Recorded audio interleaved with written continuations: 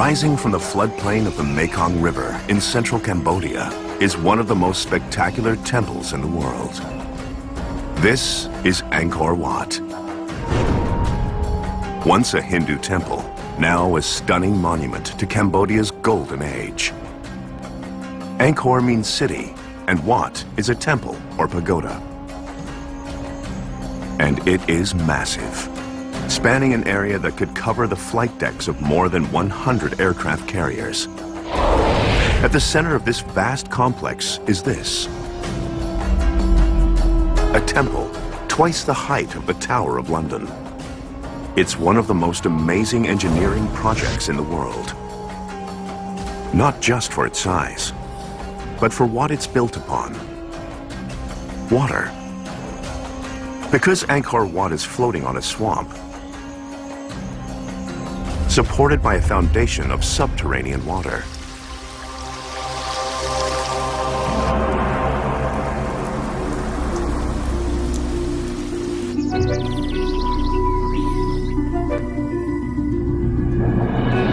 Mysterious and captivating, its enormous scale and beautiful carvings are the brainchild of an autocratic king. His name is Suryavarman II, Shield of the Sun. Suryavarman is in his prime. Archaeologist Charles Hyam believes that Suryavarman was more than just a man. He's a muscular, powerful military leader, but he's also a demigod. Everyone around him is on their knees. Yet, despite his supreme power, what motivates him to build Angkor Wat might be his own insecurity. And the reason for this insecurity may lie in the way Suryavarman seized his kingdom. Cambodia, 1113 CE. This is the heart of a vast empire ruled by a people known as the Khmer, which includes modern-day Cambodia and extends into Laos. Suryavarman is not yet king of this empire. He is only 14 years old, and his uncle holds the throne. Not even the heir apparent, the ambitious teenager, believes he is destined to be king. According to legend, the young man ambushes his uncle, traveling through his domain.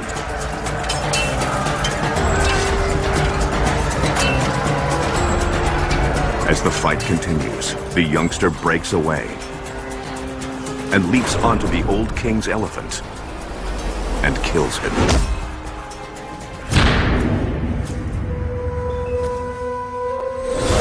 Victorious, the 14-year-old gains a fitting new name: Suryavarman II, Shield of the Sun. Having seized the throne, Suryavarman immediately sets out to consolidate his hold on the empire.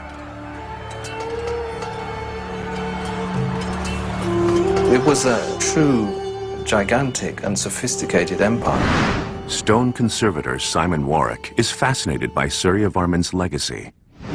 Perhaps on a level of the Roman Empire, though it hasn't been studied as much, but it was gigantic.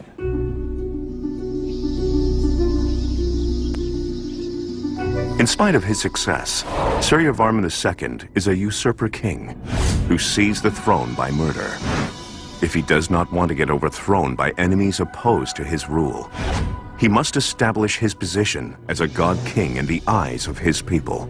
This is very common all over the world. In every culture, a king who has slightly dubious CV will impose himself with his architecture and his art to prove that he really was chosen by the gods. He certainly did that at Angkor. Consulting with his priests and advisors, Suryavarman pursues an aggressive plan. He starts by selecting the Hindu god Vishnu as his patron. His choice sends a powerful message, since Vishnu is invoked by other kings in times of war.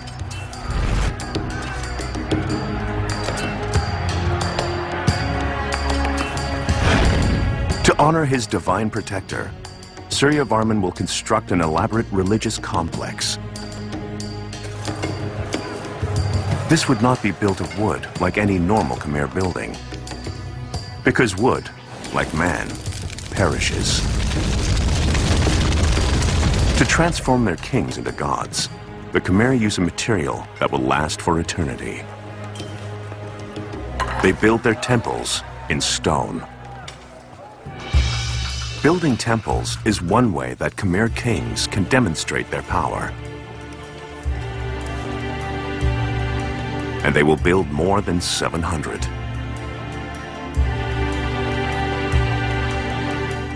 But Suryavarman wants his masterpiece to surpass them all.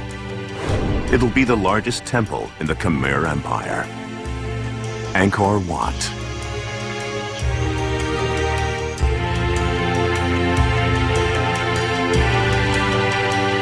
As befits his ambition, Suryavarman's plan is godlike in scale.